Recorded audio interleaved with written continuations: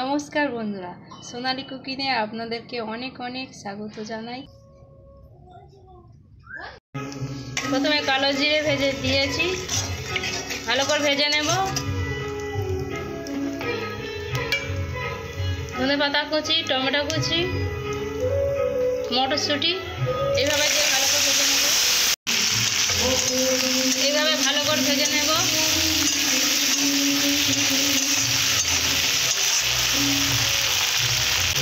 এরপর গাজর আর আলু কাটা দেব।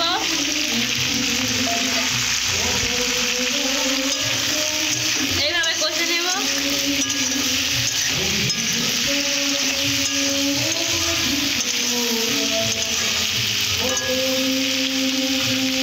আর হলুদ লবণ দিয়ে ভেজে নেব ভালো করে।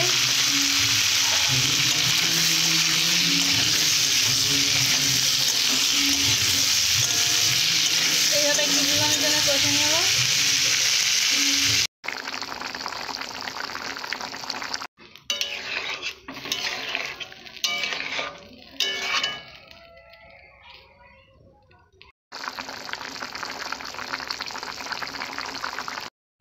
রেডি হয়ে গেছে, নামিয়ে নেব।